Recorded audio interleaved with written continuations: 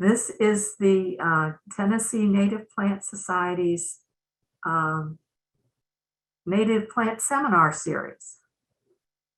And wrapping up our series for the year, again, for our second year, is Margie Hunter. You wrapped us up last year, too. Yeah.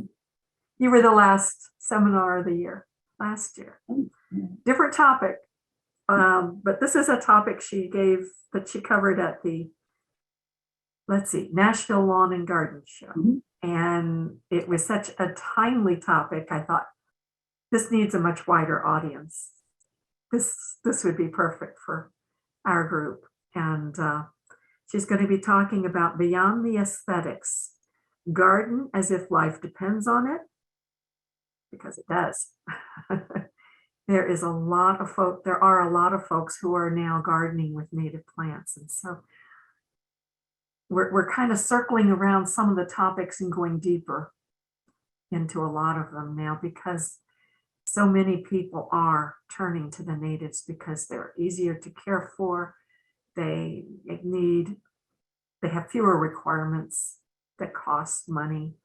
That, and with the time on our hands when we all got stuck with COVID, a lot of people turned to plants for solace. Yeah. I know I did. The plants and all things that feed on them, the birds and insects, butterflies. There's so much wildlife when you have native plants in the yard. It brings in so much wildlife. I'm so appreciative of that. Margie, for those very few of you that probably haven't met her yet, has been a board member of TNPS. She has been a leader with the Tennessee Naturalist Program. She's involved with the invasive plant group, the TNPS, here in Tennessee. How many other things are you involved with? I know you're been doing some research. Well, I do lead hikes at the Spring Wildflower Pilgrimage. That's been a fun thing that I've done now for, 17 years now. Wow. Yeah. Has it been that long? It's been a while. She's also the author of the book, Gardening with Native Plants of Tennessee, The Spirit of Place. And some of you, I'm sure, have that in your collection. If you don't, you need to get it. It's very helpful. I'll put in a plug for you. Thank you. So Margie has just been so very, very much involved with native plants and our sense of what Tennessee is in the way of plants. And I'm always amazed at what you can bring up, what you can share. So I think I'm going to back off and shut up and let you have the floor. So welcome, Margie Hunter. And please hold your questions to the end, and Bettina and I will funnel the questions to Margie at the end. That way she can go on through. All right, floor is yours, Margie. All right, I'm sharing my screen, guys. Oh, kitty cat. Yes, yeah, that's little Turkey. He's no longer with us, unfortunately, but nonetheless. All right, guys. So as Karen mentioned, I gave this presentation at the Lawn and Garden Show earlier this year, back in March, and it was a follow-up. So I was trying to figure out a way to present similar information from what I had done the previous show, but give a different spin to it. And so I came up with this idea. If you were to, the phrase garden as if life depends on it has been used quite a bit in various and sundry ways. For those of you who are familiar with Doug Tallamy, it's a phrase sometimes associated with him and his work. If you're not familiar with Doug Tallamy, you will be before this particular presentation is over.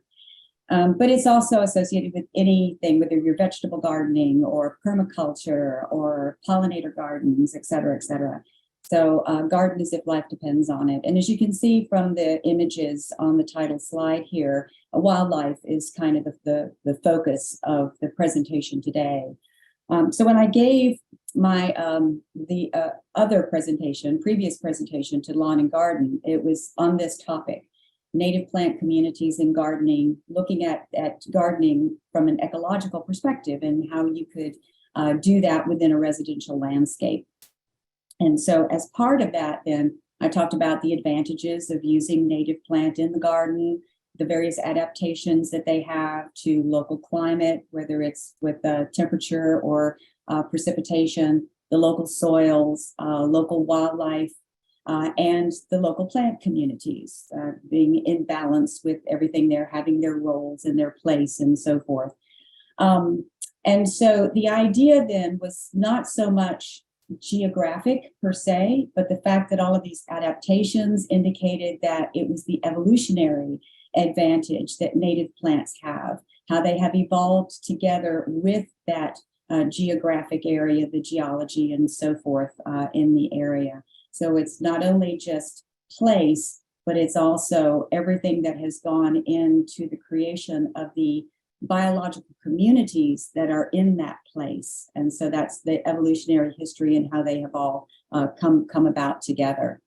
And in looking at that and what that kind of evolutionary advantage provides for you, there were several things that we discussed. That not only were they nice for the conditions here within Tennessee, but they would offer greater stability in the landscape, more resilience in the face of change, the ability to conserve resources, the fact that you could use them perhaps with lower maintenance in most instances, that they would provide a nice sense of place. And then in doing all of these things, in addition to that, there were all these wonderful functional services that would come about as you were functioning ecologically with these plants in place. So wildlife habitat, what they can do to help with the improvement of water and air quality, reducing erosion in sites, which then also goes back to water quality, moderating of the temperature to something, and particularly in urban areas, the more vegetation you can bring in, the less you are sweating and hot all the time. Carbon sink, something very important with what's happening with climate change, so forth. Noise abatement. If you've ever been in an area where there aren't many plants and how noisy it is, plants are very good at absorbing sound. And then just a general connection to nature. A lot of people have been learning about the Japanese term Shinrin-yoku, forest air bathing, where going out in nature can be such a benefit to us physiologically. Not only just mental stress reduction and relaxation, but also lowering your blood sugar, lowering blood pressure, etc. So it's a very, very helpful thing to have this nature connection. But the thing we're truly going to focus on, again, is the idea of wildlife habitat as being one of those important functional services. So when we look at Tennessee, there's a lot of biodiversity here, not only of our plants, but also of our animals, the vertebrate animals and invertebrate animals that we have here in the state, because of our positioning within the eastern United States, because of the vast variation in the landscape and topography from one end of Tennessee to the other. We have a tremendous number of plants and animals that are here in the state that we can enjoy and help protect and be glad to have as part of us. But we also need to look at it from a perspective of that biodiversity in terms of, are we taking care of it? Because the more diversity you have, the more resilient everything is going to be. So there was a study recently done looking at areas where land has been appropriately conserved. There's been lots of conservation of areas. And then, though, areas where there are lots of special plants. You were talking about, Karen, the endemics that we have, 14 or 15 endemics in Tennessee. So these endemic plants that are very limited in where they are found, very specific to a certain place or a certain habitat, and therefore then are vulnerable if there are great changes taking place to their habitat or anything in the area. So conservation is important with these endemic species. So this guy was looking at basically filtering those two things on top of one another and seeing where the gaps were. And so the gaps between conservation and vulnerability of species were in three major places along the West Coast, in Texas, and virtually the entire Southeast. So as he drilled down with specific groups of organisms, so he looked at bird diversity. They're really concentrated, as you can see, along coastlines, because that's where a lot of your shorebirds and other water birds are. And so that greatly increases the diversity in those areas. Mammal endemics. I found this one to be very fascinating because it's really, the Southeast is just loaded with mammal endemics.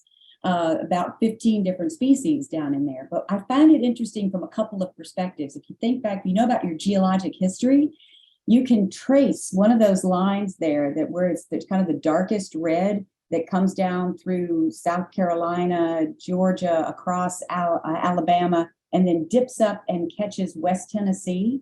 That line right in through there kind of mimics the Mississippi embayment.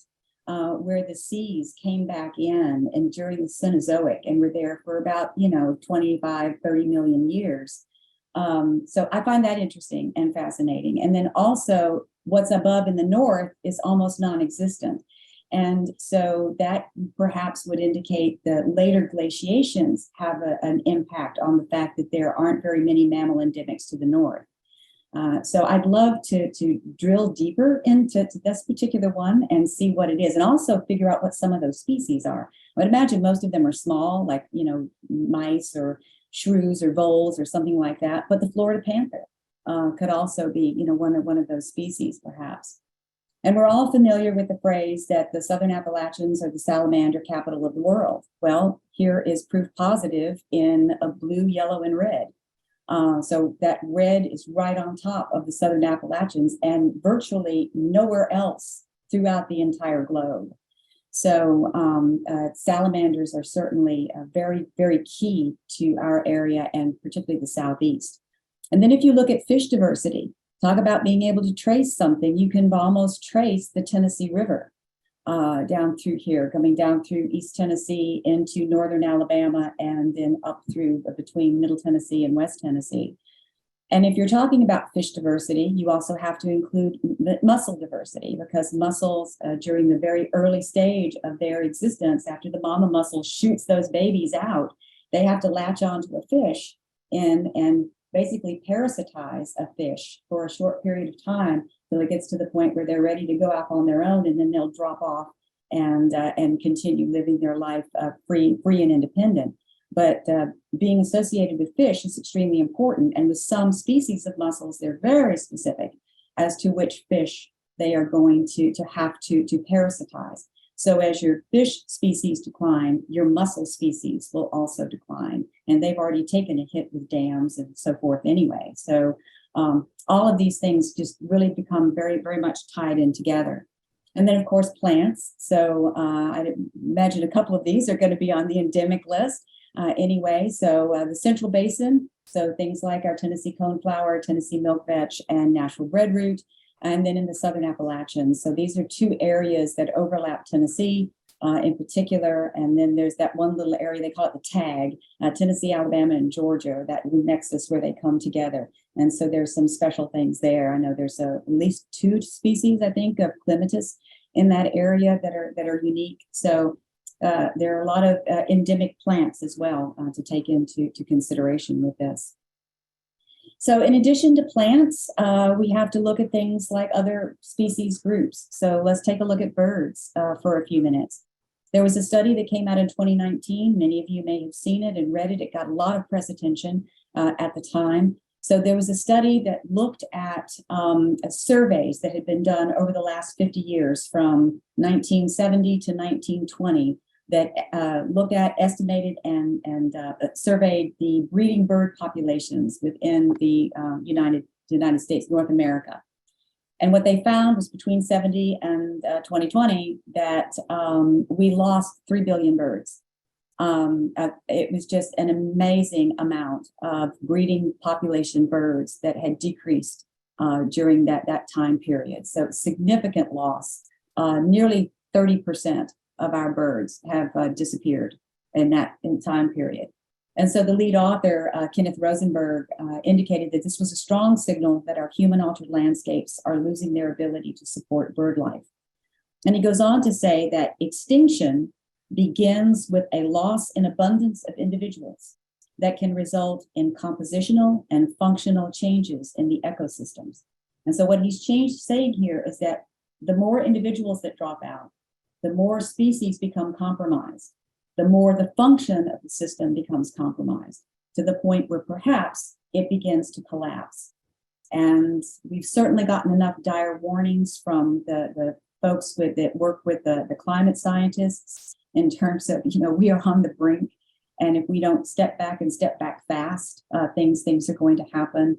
And this is just one more indication here with the birds that we're pushing this envelope much further than it needs to go. And so looking at the types of birds that have suffered from this, you see that the different groups and how they have declined, particularly our grassland birds. My gosh, the grassland birds have just, the bottom has fallen out of those.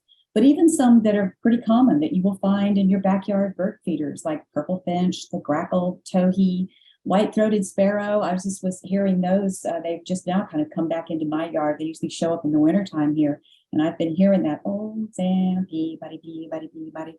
So they're showing up right now, but they're declining. And the biggest declines in birds have been those that eat insects. And so is there a connection there? Probably so.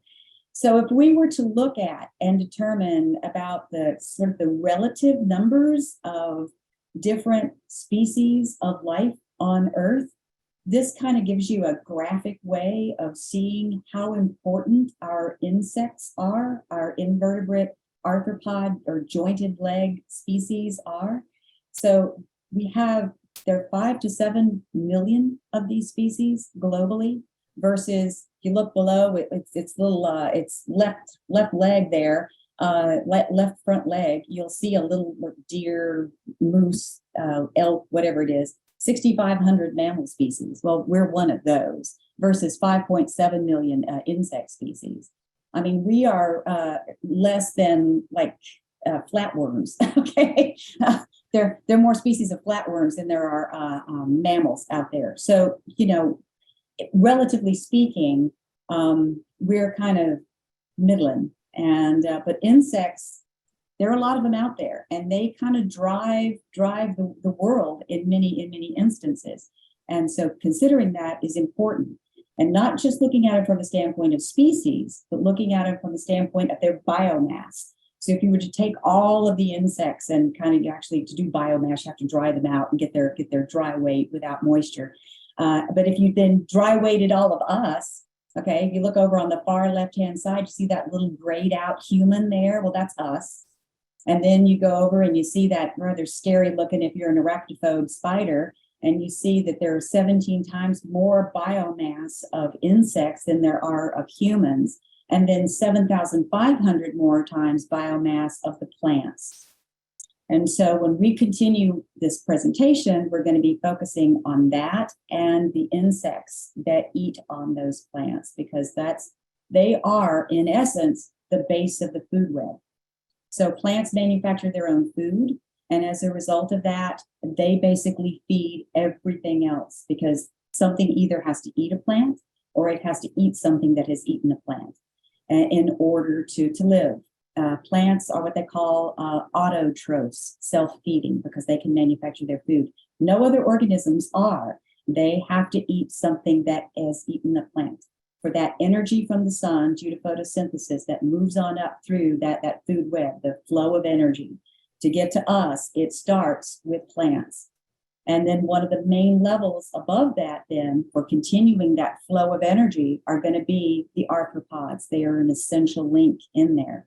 Now, they're only exhibited there by a spider and a grasshopper and a cutworm. So this is not really displaying the value of that level, but they're extremely important, getting from the autotrophs onto the rest of us that need to feed on other things. So what's happening with those insects? Well, like the birds, it ain't good. There was a study done by David Wagner and other lead authors in 2021. So he too was looking globally and determining what's out there, looking at all the different papers that had been written by people on insect populations and what was happening with those insect populations. And in putting all of that information together, what he found is that declines are global, they're worldwide. And there's not just one single issue going on here. There are a myriad of issues that are responsible for the decline in our insect species. And so he termed the paper Death by 1,000 Cuts, because all these different things were conspiring to basically just really begin to depress the populations and undercut the success of our insects. Many of those listed across the top there are associated with climate change. So things like the disruption of ranges, increased fire, increased storm intensity, just the basic warming of the temperatures, and then increased drought. All of those things are taking a toll. But then these other things, deforestation, insecticides, the way we do agriculture, urbanization, introduced species that can cause so many problems, your invasives, and then pollution. And all of these things, climate change and all of these others, there's only one responsible party, okay? And it's us. We are behind all of this stuff. And if anything's going to change, it's going to have to be us that makes that change. We're the ones that are going to have to do that. So I'm assuming the majority of you are familiar with Dr. Talamy. He's a entomologist and wildlife ecologist at the University of Delaware. He's written several very popular books, the first of which came out, I think, in either 2007 or 2008. It's called Bringing Nature Home. And it took the gardening world by storm, because it just basically gets you to thinking about things from an ecological perspective. And instead of looking at insects as the enemy that you need to kill because they're chewing on your plants, you understand how valuable and important they are to the rest of that food web, and realize that your native plants are the basis that helps to support all of that. So it's really kind of a revolutionary way of thinking about gardening that really, I think, changed a lot of people's perspective about things. So he has followed that up with other books that basically say a lot of the same things, presents that same kind of message, whether it's Nature's Best Hope or his collaboration with Rick Dark on The Living Landscape. Again, looking at the importance of supporting a biodiversity of other wildlife out there and what that means not only for that wildlife, but ultimately for us as well. And so one of his important messages here is talking about invertebrates, since he's an entomologist. That's kind of his thing. And so he particularly wants to look at these invertebrates and their relationship to birds. Why? Because when birds have babies, they feed those babies invertebrates. They feed them worms and spiders and insects. Why? Well, because the young have to have that. They need it. These things are loaded with protein, and those baby birds, in order to develop their flight feathers, in order to develop the chest muscles to move their wings and fly, that requires a great deal of protein. And so that protein is essential for a growing baby bird to get to a certain point so it can fledge successfully. So as he found out, insects contain more protein than beef.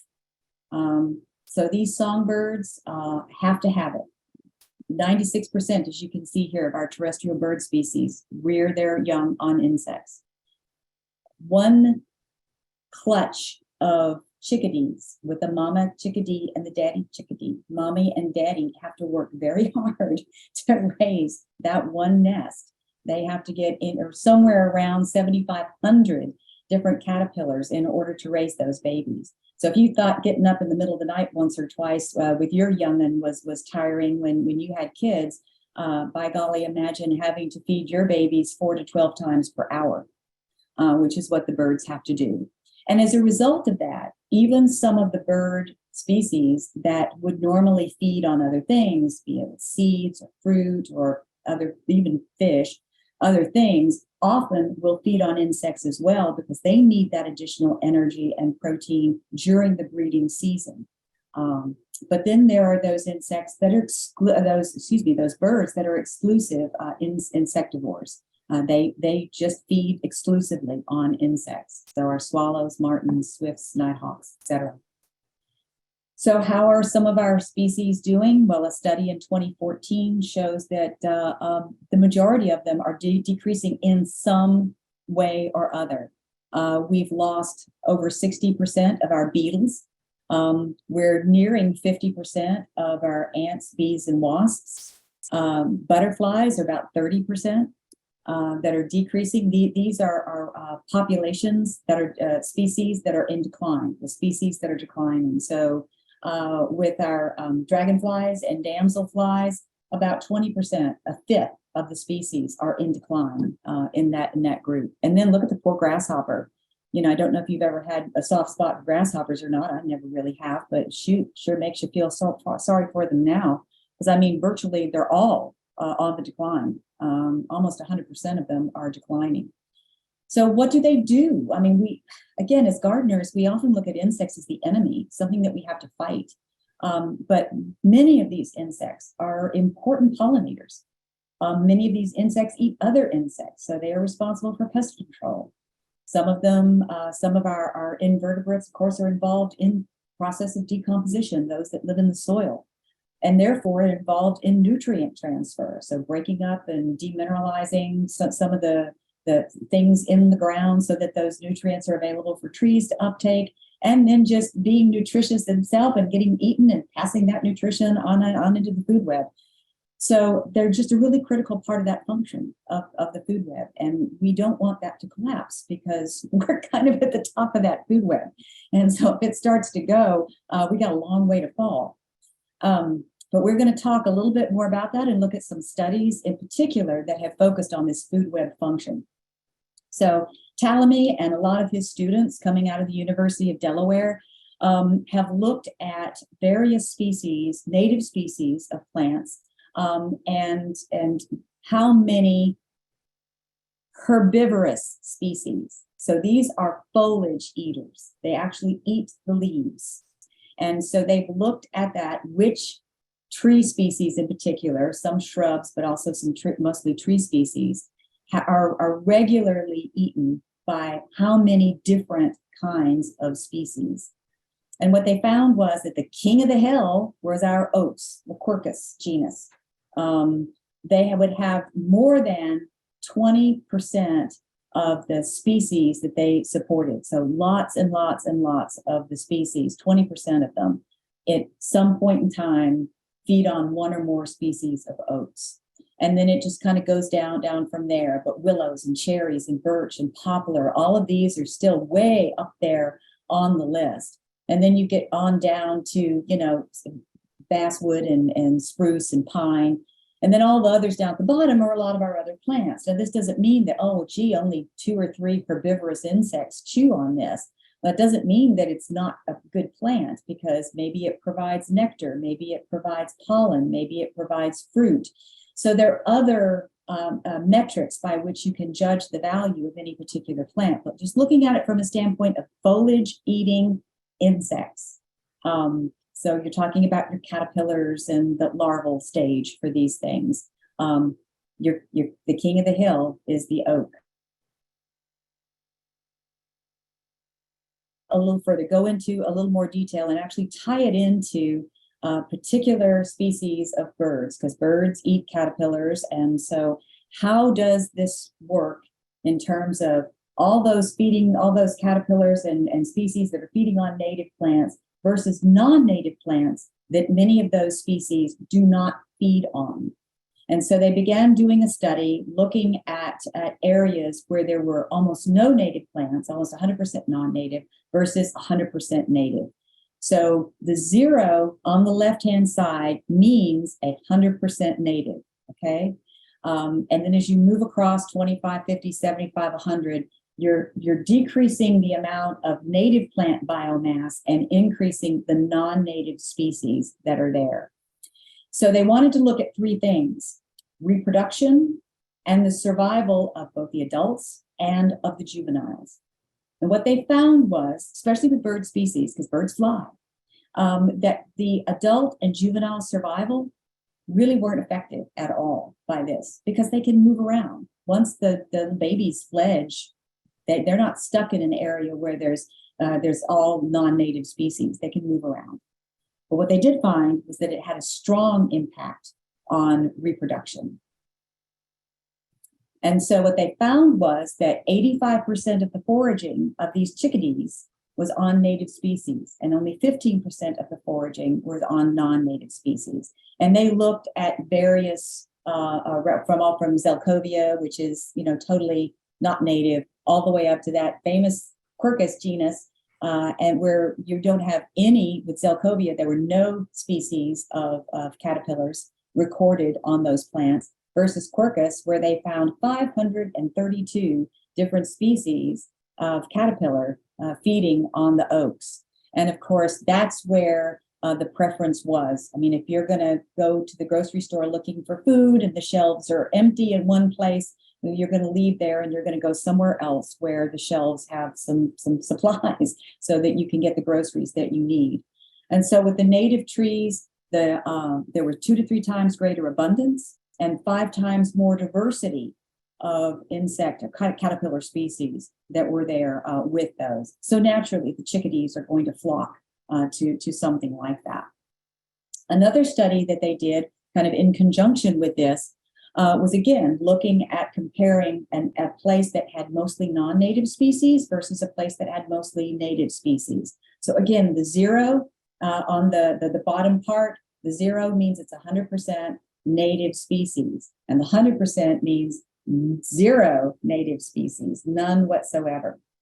And so in plotting all the data, as they were looking through that grayed area that you see is kind of where most of the data points showed up, was in that gray area. And then they ran the solid black line is kind of the mean average of those data sets. The dotted line across there is the replacement. What that means is that if you've got so many native plants in your yard or in the area, then the greater the chance is that mama chickadee and daddy chickadee will raise at least 2 chicks successfully to replace them. So, and then anything above that line, the population is growing. Anything below that dotted line, the population is decreasing. And so you can see that throughout most of it, where it's primarily non-native species, populations are going to decrease because there's just not the food supply there to be able to support successful fledging of these birds. So the first point that a lot of people want to look at, and some people have focused on, is this point, where that gray area, the first bit of some of the data sets begin to hit that replacement line, and this is 30%. So you've got 70% of your area is native and 30% is non-native. So the goal then would be to have no more than 30% non-native species in your yard, 70% native species, and then you might be successful in having mama chickadee and daddy chickadee replaced by their babies. So that's where it begins to become possible. But another area to look at is this one. And that's where the mean average actually hits the replacement line. And that's 6%.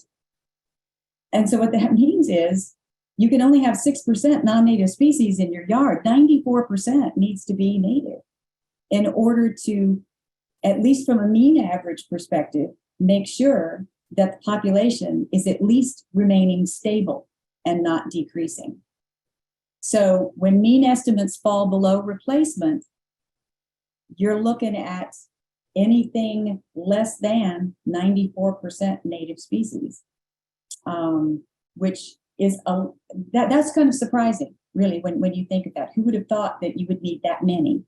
But a lot of people focus on that 30%, and so they think, okay. And some places are even putting that in, like some of their municipal, I guess. Well, I don't know what you call it. They're not necessarily rules or anything like that, but they're encouraging people and using that as a benchmark to try to have no more than 30% non-native species in your yard and 70% native species. They're focused on that 30%.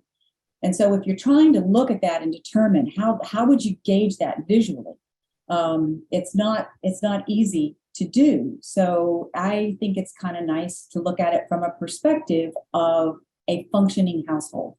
So if you're trying to look for that functioning ecosystem where you're perhaps getting to the point where your chickadees can replace themselves and have a stable population, you want a functioning ecosystem. Well, that functioning ecosystem is the same thing as a functioning household. In fact, echo is the Greek word for household. It comes from oikos, the Greek word for household.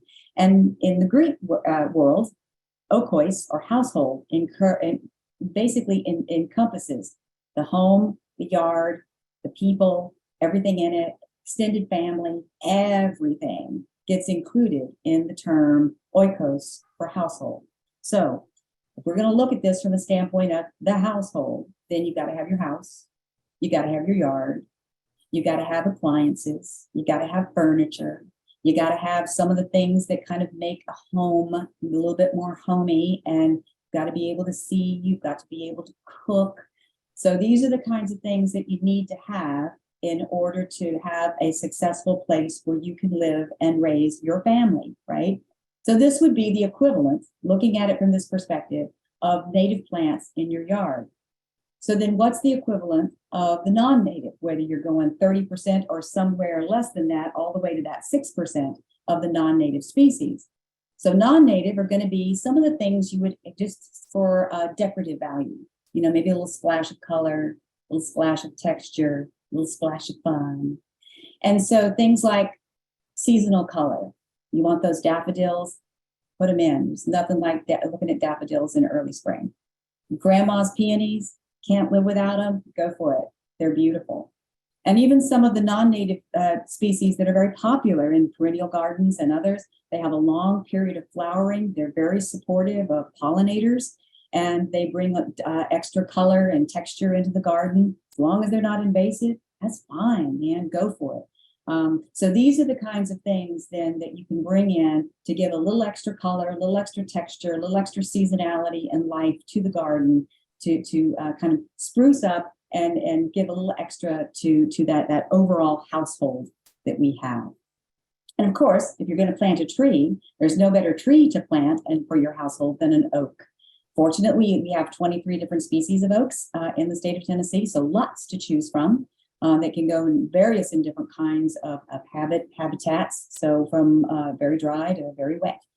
So look for the different oaks. We have the red oak group and we have the white oak group, and they do function in quite beautiful ways. And it's nice to have them in the yard. And Dr. Talamy, one of the latest books that he has come out with is The Nature of Oaks. And he not only talks about it from a standpoint of the food web, but he also brings it in and just caterpillars. So he brings in all kinds of other ways in which oaks function and operate and do their thing and support a much larger web of life within our yards and within nature in general. So they're pretty good. So you might be thinking, well, if oaks are great and maybe cherries are good, okay, gosh, yeah, well, but what about that Japanese cherry, or what about the sawtoothed oak? Yes, they come from other places, but it's a cherry and it's an oak, and they're in the exact same genus. So if it's Quercus, isn't that okay? And the answer is kind of, well, a little, but not as much as you might think. And so they actually did studies looking at these closely related but non-native species that have genera in the United States. Our native genera, the non-native genera in the same genus, and they call them congeners. That's the term for it. So the sawtoothed oak, for example, is a congener to our native oak species. Both are Quercus, but one of them, again, evolved elsewhere and is being brought over here. So does that make a difference? And they found that yes, actually it does. So they found that there was lower herbivore species that chew on the leaves, diversity overall, fewer insect species overall, not just the leaf chewers, fewer specialists. Specialists are insects that only have maybe one species or one genus that they're associated with, and they don't eat a lot of different things. They're very focused on a very narrow, they have a very limited diet. And so there are very fewer specialists because, again, if they're specialists, they're probably going to be specialists on something they evolved with here, as opposed to something being brought in from other parts of the world. 40% fewer caterpillars, 50% fewer species overall in doing these studies. And so the lack of shared evolutionary history is the primary reason for this. And so what that meant was that those that did feed on it, and some did, there's fewer, but not none. So those that did feed on it, however, they grew at a much slower rate. They did not achieve the same size as those that would feed on native species, so they were smaller species. They died at a much higher rate. There are higher mortality associated with those, so fewer of them survived. And once they had emerged from the egg, fewer of them were able to mature completely. And what this indicates then is that their fitness and their reproduction is compromised when they feed off of these congeners as opposed to true native plants with whom they have evolved, with which they have evolved. So yes, you can get some chickadee food off of a sawtoothed oak, but it's going to be smaller. And therefore, your chickadees are going to be smaller, or that mama and daddy's going to have to work twice as hard to get those 7,500 caterpillars in order to feed that clutch. If you want to know more about the kinds of species that some need, what kinds of plants they use for their larval food sources, there are two excellent resources to go to. So David Wagner's Caterpillars of Eastern North America and our very own Rita Venables, Butterflies of Tennessee, will list the larval food sources necessary in order to get butterflies and moths up to the point where they can actually become adult butterflies and moths. So what do they need as a larval food source, that herbivore to eat? And so these will give you that information. Typically, talking more from a generic standpoint, like elm or maple or oak, they won't give you specific species, but they will tell you which genus, which basic group is good for any particular individual insect. And caterpillars are great, but we need to think about a lot of our other species as well. So bees and wasps are very important pollinators, and they need our native plants just as much as butterflies do. They feed on the nectar, they feed on the pollen, and use that to feed and support their babies. So, and this is more than just the non-native honeybee. We're talking our native bee species. I think the overwhelming vast majority, if not all of our native species, bee species, are solitary. And so to being able to support those. And then the wasps as well. Most of them, the overwhelming vast majority of them, are solitary as well, and they're not stingers. So it's only those that are social, and they're just a handful of species that are social that then defend their nest. And so they're the wasps that are going to sting you. So I think we've gotten sort of programmed to hear the word wasp and go, get out the bug spray. But we shouldn't do that because there are many good, hundreds of good wasps that are not stinging wasps, but that are very good pollinators and that need our support as well. Whole part of that food web, the arthropod food web. Heather Holm wrote these books on bees and wasps. I don't like people throwing around the word expert because oftentimes they throw it around about people who really aren't. But if I was going to be tempted to call anybody an expert, I would call Heather Holm an expert on bees and wasps. I've heard her speak on those. She's given presentations for wild ones, and it's remarkable, just fascinating, absolutely fascinating. And then her book on pollinators of native plants and helping you to understand which plants are very supportive of these pollinators. There are certain plants at certain times of year that queen bees need. It's very critical to them. And so having those plants and having them available during that time of year when the queen bees need them, things like this that I had never thought of and never realized were important. So, we love our butterflies, but these other things need our help and attention as well. And native plants serve them too. In addition, other things that are insect eating are tricolored bats. All of our bat species are insectivores. And so there's a little tricolored bat there. Gray squirrels, you just think of them as pests on your bird feeder going after your black oil sunflower seeds. But they eat insects too. Protein's important to them, and they get it not just from the nuts, but from insects too. And then salamanders. Those salamanders need to have that as well. So other insectivorous wildlife. So there are kind of four main points here. And that is that the evolutionary history of our native plants enhances the function of our food web throughout that food web. So not only just in terms of the insects immediately above it, but everything else then that comes beyond in that food web, that wonderful matrix of energy flow through the system. There are some native plants that support these interspecies connections more so than others. So you go back to Ptolemy's list where oaks were the king, and then you talk about cherries and willows and things and so forth. So some of them are extremely important to a wider diversity of species. So you see the black cherry leaf here, and can you spot that red spotted purple caterpillar, the larva there, that looks like a big chunk of bird poo. And so much so, resembling so much so, you see like the white, urea in there. And then you see what looks like two seeds that have been depulped after going through the bird's gut and getting pooped out there on the back of it. So, I mean, that's really going to extreme to mimic some poo right there. And they're very successful at it. And so, I mean, who wants to eat bird poo? So it's a great way to avoid getting eaten. So our caterpillars are great. Looking at our foliage feeders, it's important to support them. But again, that's not the only food source, excuse me, that we need to think about. So pollen, nectar, and fruit are also important with our native plants. And then non-natives. They're not all ecological wastelands. And so bringing in a few of those, having some of them, it's okay. Again, the peonies, daffodils, the sage, those kinds of things that are not problematic, they're fine. They are fine. It's okay. But you do need to use caution. You do need to know what the plant is. You need to know whether or not it has been observed behaving in an invasive manner.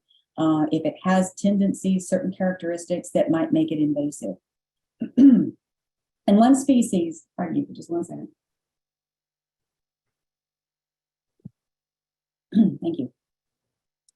One species that I know, there's one lady that loves to say mimosa's fine. There's nothing wrong with mimosa. It's great. It only gets in disturbed places. You don't have to worry about it. It's okay. And so, but it's not. It's an invasive, and it's a bad invasive. And I'll tell you a very quick story. So in the Great Smoky Mountains National Park, they were noticing mimosas showing up along Little River.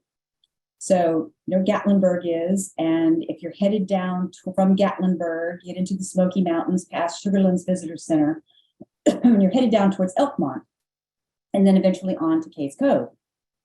Well, when you get to Elkmont, Little River comes from the Smokies Crest, flows down through the Elkmont campground, and then flows out along Little River Road and goes out through Townsend.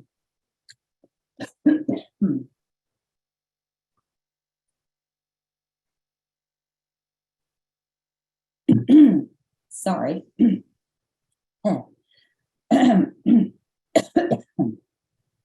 Right there.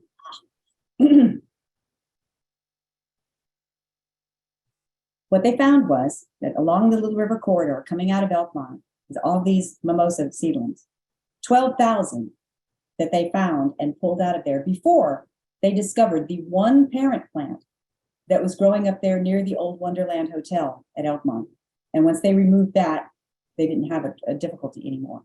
So those that will tell you that they're not problematic in areas that are not disturbed are wrong. They are problematic everywhere. And our disturbed areas butt up right next to our pristine areas. So it's really hard to distinguish.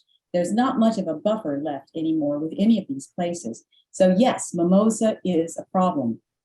Mimosa also brought over its own pest, the mimosa webworm, which is great. let it chew on mimosas, but it also chews on honey locust, which is one of our native trees. And honey locust it also produces a nice edible fruit that our wildlife love. It's delicious, yum, yum. But the fruit of the mimosa is toxic and it can kill you, kill anything that eats it, the wildlife or, browsers, grazers that might try to eat it. So yes, that little mimosa webworm caterpillar is something that a chickadee could get a tasty bite of, but it's certainly not worth all the damage that comes along with it. Another one to think about is our nandina. So it's been planted a lot, and it is one of those that's beginning to show up in forested areas quite readily. The little seedlings that you see in the middle lower part of the screen, those were photographed at Cedars of Lebanon State Park in one of their trails, backcountry trails. So these seedlings were pooped out by birds who eat it and then drop it. So this particular plant is, all parts of it are toxic. It's got toxic alkaloids in it and a cyanide as well. So all parts of it are toxic. Domestic animals can't eat it. If they do, it will cause severe distress, if not death. The only thing that does eat this, no foliage feeders certainly, scale and spider mites, the only thing it will attract. I don't think you really want to attract that to your yard. But the main reason why this is so bad is because some of our bird species, like cedar waxwings, that like to sit in one area and just gorge berry after berry after berry after berry, they will gorge so much on these fruits that it builds up to a toxic level in their crop, inside their bodies, and it will kill them. It proves fatal. The toxins just get to a fatal level and will kill them. And they found dead cedar waxwings. They cut them open to see what may have happened, and the crops are full of nandina fruit. So if you want to be able to feed your cedar waxwings and your robins and mockingbirds and bluebirds that like to have fruit like that, then our native winterberry is the way to go. And so that's what's going on here with this one cedar waxwing in my backyard, chowing down on some of the native winterberry that's out there. So ecologically speaking, what do you want to do in your garden? Well, plant native species. Hopefully that's become pretty clear at this point. Then eliminate chemicals, because it's not going to help. If you truly want to garden ecologically, by having a wide diversity of native species in your yard, you are not only going to pull in things that are going to chew on your plants, you're going to pull in things that chew on your plants and pull in things that are going to eat the things that are chewing on your plants, whether it's chickadee mama and daddies feeding their babies, or lots of other things that are going to chow down on the things chowing down on your plant. And studies have been done in Dr. Talamy's first book, Bringing Nature Home. He cites studies where they've done that if you've got a nice, diverse, ecologically functioning system in your yard, then the damage done by those that eat your foliage remains below the level that you even notice it, because other things are coming in and controlling them. It's called nature's checks and balances. And so when you garden ecologically, you're bringing that in. You're taking advantage of all of that evolutionary history with these plants and the animals associated with these plants, so that they know how to work together and establish that nice sort of a balance, so that nothing gets out of hand and you don't even see it, much less ever be tempted to go in the garage and pull out some kind of pesticide or anything of that nature. So you can eliminate chemicals. You don't have to worry about that. And certainly if you want to promote wildlife in your yard, you don't want to spray with insecticides. And then of course, be willing to tolerate some of that insect herbivory, because there's something beautiful out there that's going to come from that particular caterpillar. So the giant swallowtail, for example, here, chowing down on the hop tree. And at the Lawn and Garden Show, the Tennessee Native Plant Society joins forces with the Naturalist Program, the TNPS, and the Middle Tennessee Wild Ones chapter. We share a pair of booths because our missions are the same and our messages are the same. And so we complement each other well. And so we all are there together. And during this presentation, at the end of this presentation, I encouraged everybody to come to our booth and get more information about some of these things, because all of our sites and all the information and things that we produce as organizations are all, just fit together beautifully, hand in glove. And so if you're looking for more information, perhaps on native plants that you could use as substitutes to invasive species, go to the TNPS website, tnipc.org. There's a landscaping tab, and they're brochures. You can download them, all kinds of information that you can access for free on our website. We promote the use of native plants big time at TNPS and want people to consider that. And we have the listing of those species that are invasive in the state of Tennessee. So you will know which ones to avoid. If you're considering maybe burning bush, for example, hopefully you're not. But if you are, then you have to, oops, that's becoming invasive. It's showing up in the forest. I've seen it in the wild numerous times at Cedars of Lebanon, at Frozen Heads State Natural Area and State Park. And so, jerking those things up out of the ground and making note of the fact that they're getting into these areas. So, but there are suggestions, native plants that would be good substitutes for some of these. If you like the fall color, or if you like the form or whatever. And most of our plants, based on everything you've seen here, it should be pretty makes sense then that most of these native alternatives are also going to be far more attractive to our native wildlife than any of the non-native species, ornamental species that you might be tempted to put in your yard. So I think that's it. Are there any questions? Yes, there are a few. Not a lot, but there are a few. Let's see if I can. There we go. Are there some good native plants? Whoops. Are there some good native plants I can plant for moths in order to support bat populations? I think if Rita's still on here, she might be able to help with that too. Between the two of you, I'm sure we'll come up with some. Well, moths and butterflies are in the same group, Lepidoptera. And when Doug Tallamy did his study, he studied Lepidoptera. So it's both. So if you are planting things that are, and the Wagner book also has moths in it, not just butterflies. So those, if you are attracting butterfly larvae, you're probably attracting moth as well. So the same species are going to be useful, I would think.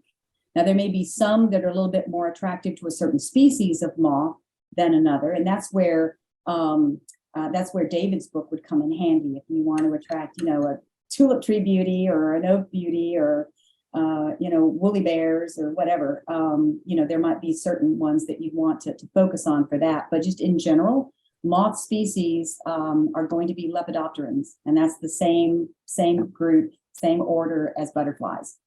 So the plants that support butterflies are probably going to support moths in general. And Bart, would you agree with that? Rita, if you're still there. I'm sorry, I was muted. Yes, I'm here. I think yes, I agree with you. I think what he's talking about are how to attract night flying moths in the adult stage for bats to eat.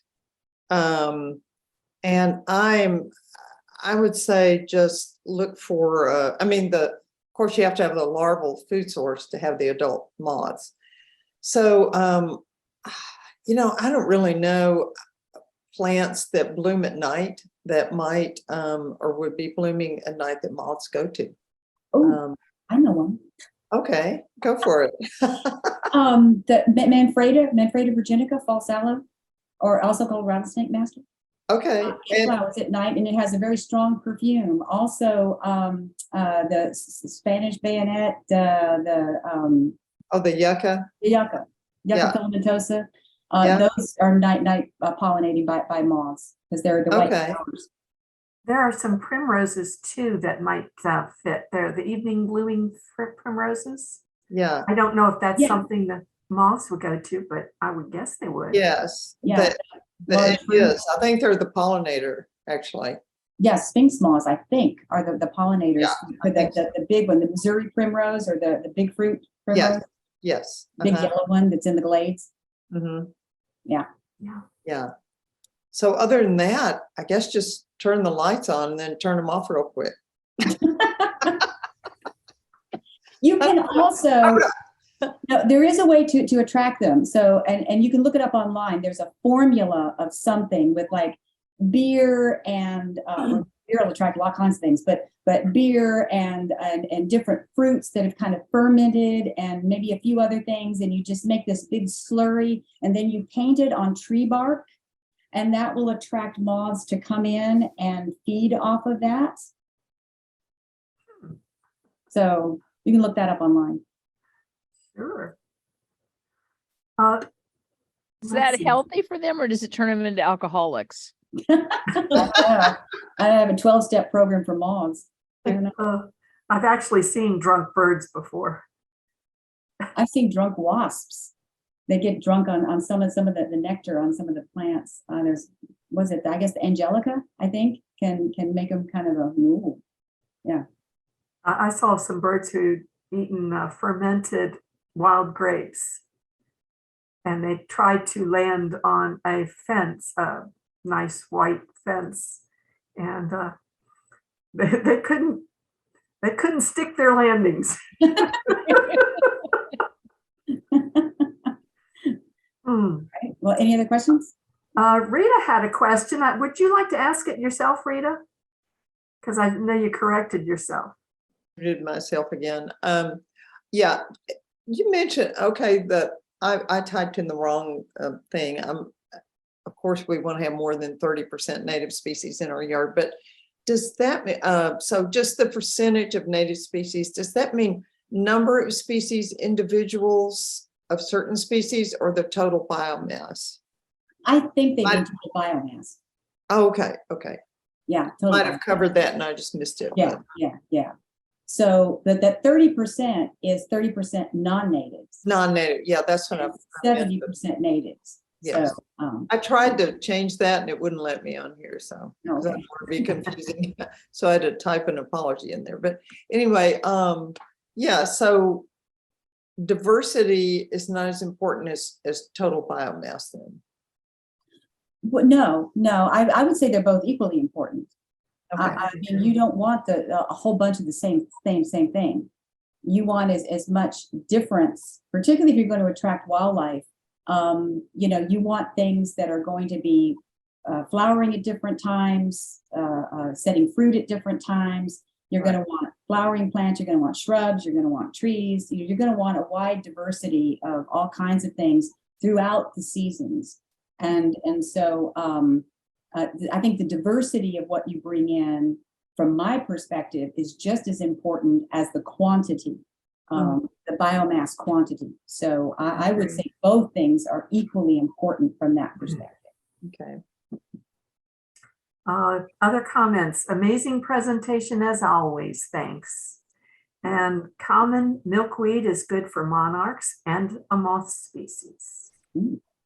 Evening primrose attracts primrose moth. Oak leaves feed polyphemus moth, and they are nocturnal. Excuse me, she meant oak leaves feed the caterpillars of the polyphemus moth. If anybody has additional questions, please unmute yourself and ask away. This is your chance. Any other questions? We're open. If there's no more questions, wonderful, Margie. I always learn from your presentations. Thank you. Bob Davis, what about zinnias? They last long and many species use them. Sure. I mean, that's the same thing that I was talking about, like with the sage and the bringing in like the non-native sage. So zinnias are fine.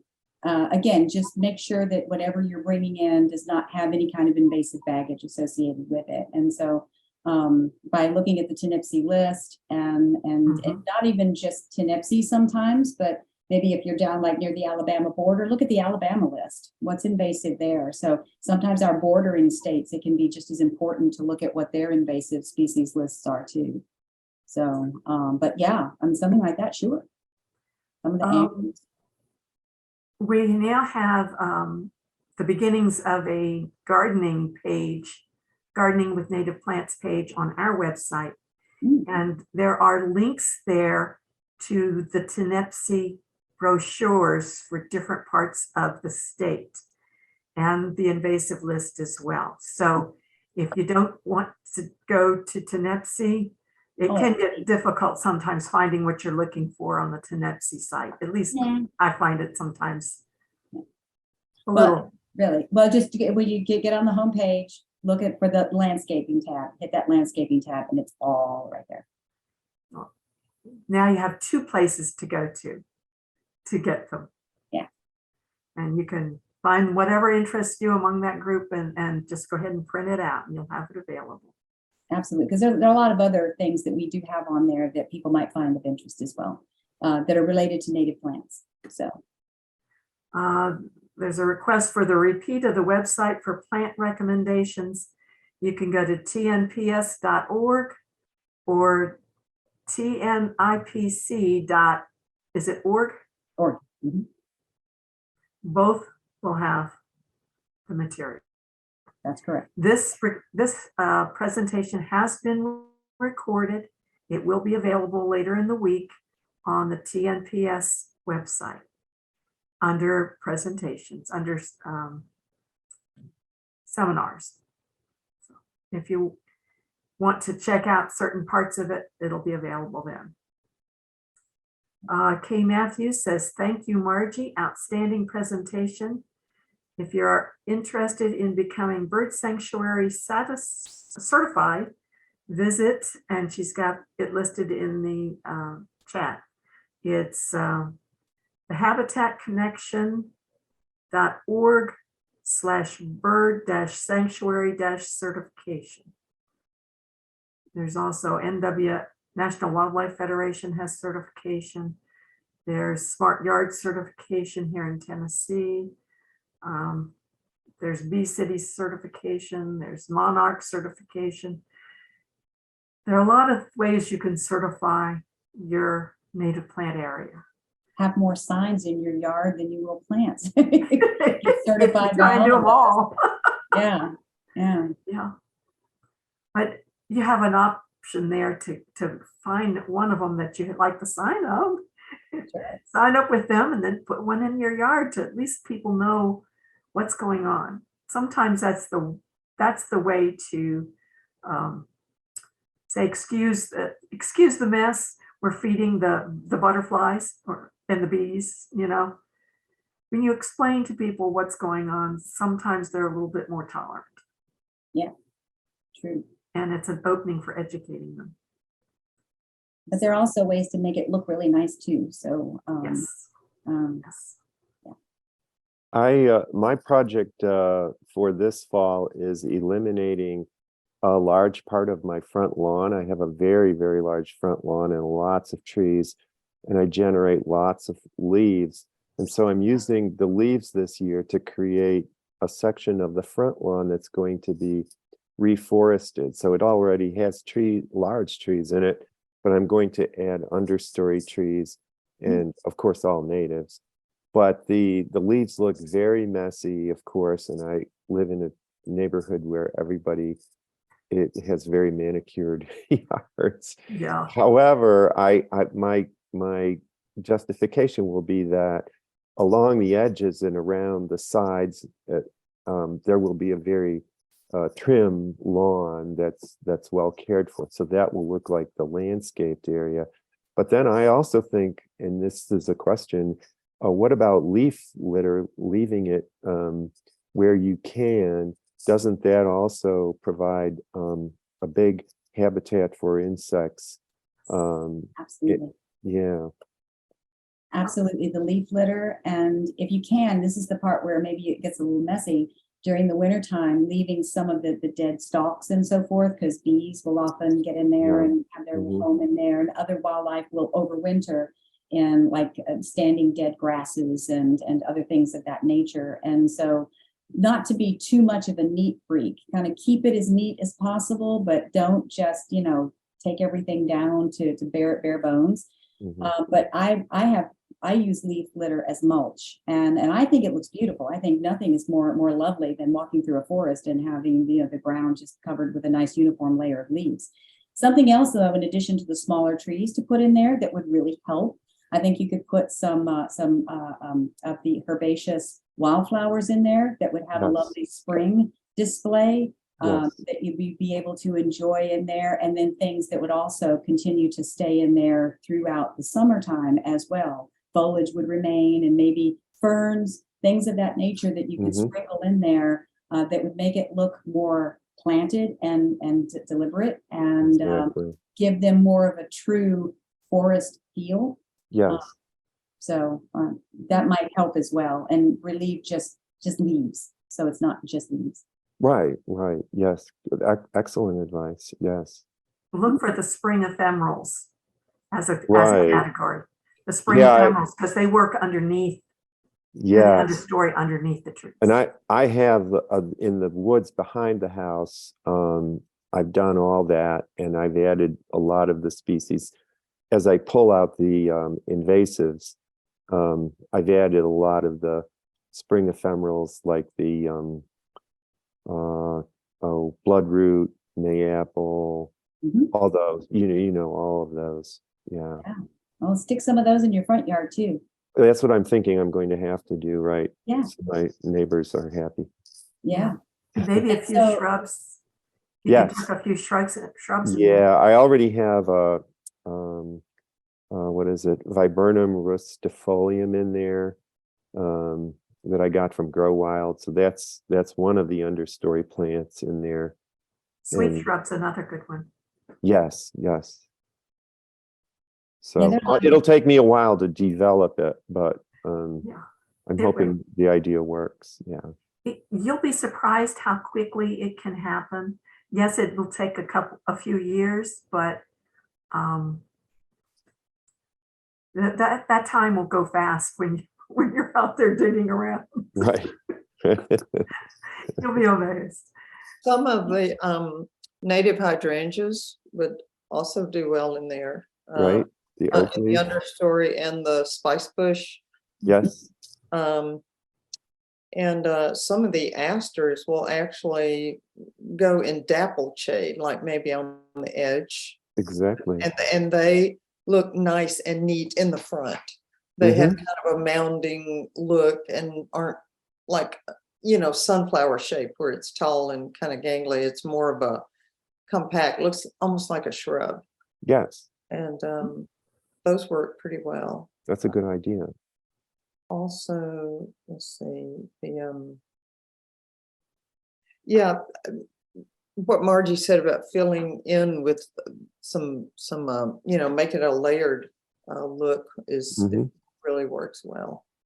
Yeah. So And if you're putting in some other trees, with those, since you already have some that are already established, you Mhm. may need to start small with them, smaller perhaps than you would like, so you're not disturbing too much of the roots of the trees around them, and give them a chance to Yes. kind of work in with that. Right. Come in. So going into a place that's already established with big trees, it can be a little tricky. So you may have to Right. start a little smaller than you'd like, And but that's okay because they you work can, better. yeah, I think that's good advice. I think that's okay because a lot of the trees that you find online, the native trees, they're usually a foot or two tall, if that. And Yeah. so I'm used to planting those tiny trees and figuring I'll wait. But they do come up fast. So They certainly can. They certainly yeah. can. Protect them from bunnies And deer. and deer. Deer. Yeah. Well, I mean, I was going to say when I was listening to everything you were saying, Margie, that I've been here in this location for 8 years and I've been planting natives ever since I arrived. And I have found it's a true struggle. Like everyone says that native plants do better and they don't require any care. And That's not true for me. I mean, I'm battling the deer, the drought, the rabbits, the possums that dig everything up once if I put it in. So I have planted spice bush everywhere. I don't think I've ever had berries in 8 years. I've got pawpaw everywhere. Never had it flower yet, you know, so all that, but Yeah. not that I'm not going to stop, but someday, maybe in 10 years, it'll all start to come Well, together. it's not the native plant's fault that, bunnies and deer eat it, or Right. that, other things like come around and dig it up or whatever. But in terms of the spice bush, one thing you might consider, if you are buying them, you're probably buying all females. And spice bush is dioecious. Yes, And yes, so you have to have a male with right, pollen that's going to Right. flower too, and right. or be close to the wild where they're out there as well. I Mhm. had the same problem. I had 2 females and they never set fruit. And so I finally, a friend of mine that everyone here knows, Alan Sweetser, he had some males on his property. And so we went out one day when I was over visiting them and dug up one of the males, and I imported a stud, and hopefully that will help in terms of setting fruit on my females. It's helped a little bit. The male is kind of getting slow. He's slow to start, sluggish right now. Maybe one of these years he'll kick it in gear. But that could be the situation there. And with the pawpaw, of course, you've got to have genetically distinct. Yes, I've heard that. Yes. Yeah. So I've got 9 of them, and they're from all different places. So I'm Okay. Well, and one thing I don't know that you might want to look at is because if you're starting small with some of these things, what age do they have to be before they Right. begin to flower and Yeah, fruit? yeah. So that's another thing to consider, because sometimes that can be a few years. Tim, I had the same problem as you with the deer and the bunnies eating a lot of my trees and shrubs. And I found 2 solutions that have been helping me get them past that intermediate, let them to get up tall enough that they can survive. And they're not as tasty for the deer and the rabbits. They have at some of the hardware stores, Lowe's and Home Depot, they have these tubes. They look like greenhouse material. They're actually, the ones I have are green. I ordered them online, but then I found them at Lowe's. They're tubes that you put around the tree, and it acts like a mini greenhouse, and it grows inside this 4-foot tall tube. And when it gets up to 4 feet tall, you can take the tube off. And another one is there's a spiral stake that I've used on a couple plants, and that seems to work as well. Oh, okay. It protects it. That seems like they don't want to bump into that metallic red stake. They look kind of weird it's not as natural looking, but it does get them past that critical stage where they're big enough. Early on, when I was first putting my garden in, you plop in one little plant and another little plant, another little plant. Well, a bunny comes along, just choop, choop, choop, choop, choop, choop, choop, choop, choop.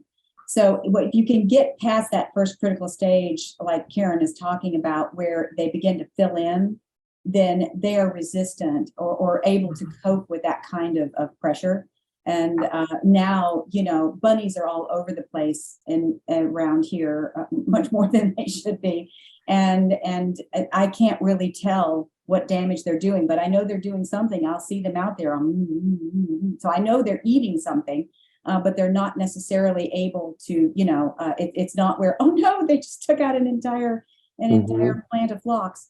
So because I've got phlox now in lots of places and big patches of phlox. So, and I use chicken wire. It doesn't look good. Yeah, I use it too.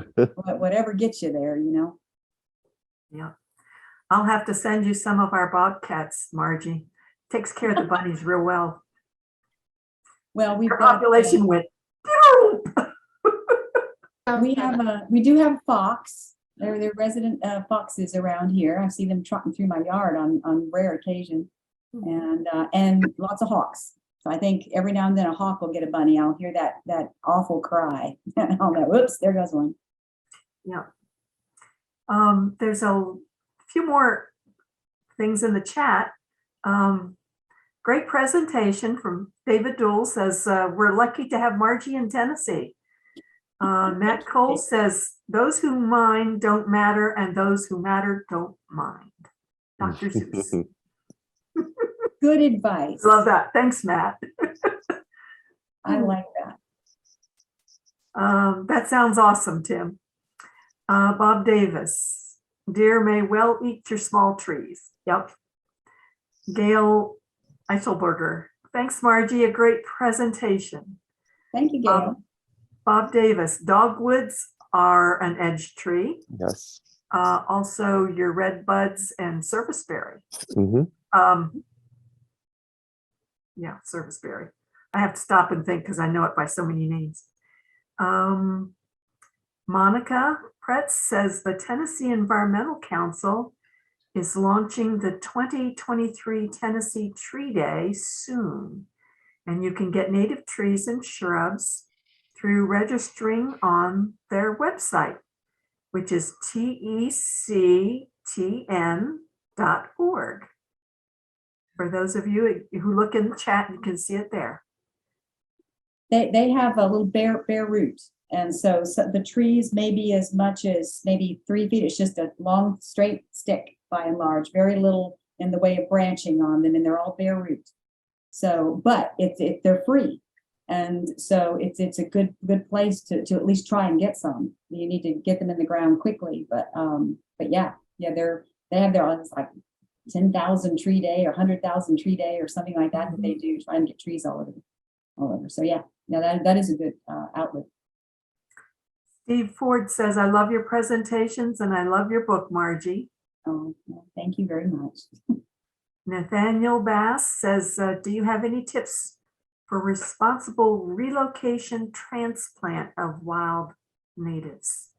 Or barring that, what can I do to invite natives without buying them from a nursery? There are native plant sales and sometimes giveaways, but mostly it's sales with, let's see, we had down in Chattanooga in March and Owls Hill, we have 2 of them up there. Wild Ones sponsors a lot of good plant sales. And if we ever get back to going to the meetings in person, there's a lot of plant exchanging done at the meetings. Yeah, Perennial Plant Society does that. Some of those may be native. Cedars of Lebanon, in concert with the Wilson County Master Gardeners, they have a native plant sale typically in mid-May.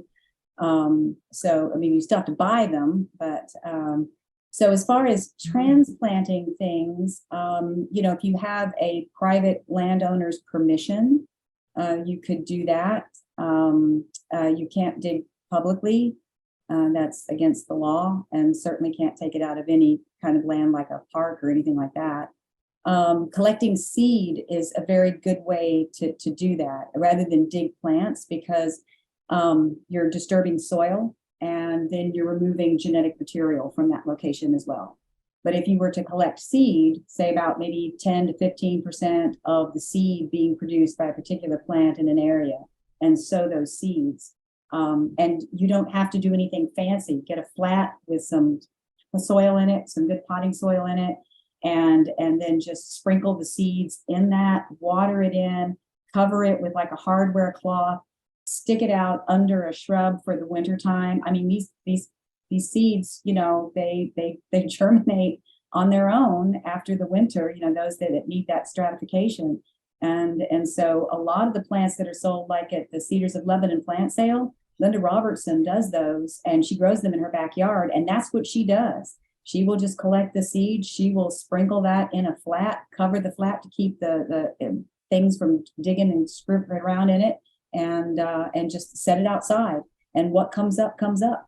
And that's what she uses. And so that's a very economical way. And I think it would be a whole lot easier to get permission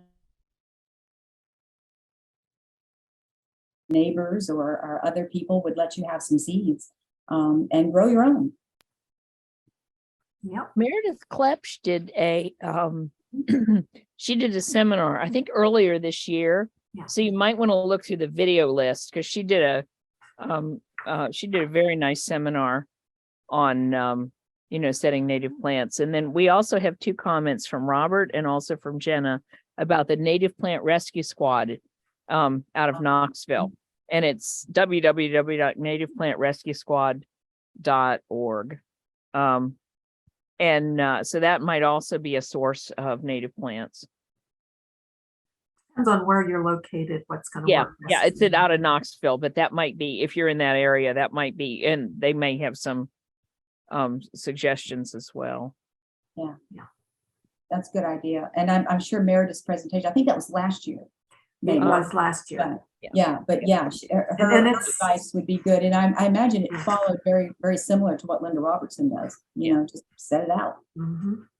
So, yeah. Yeah. All right. All right. Rule of thumb of seed collection, take no more than 10% of the seeds from any stem. Take seed from no more than 10% of the stems. From Nick Douglas. That All sounds right. like a good rule of thumb. Sounds like a very good rule of thumb. Okay. Well, I think it's time for us to say goodnight. And thank you so much, Margie, for coming. We Yeah. really, really do appreciate it.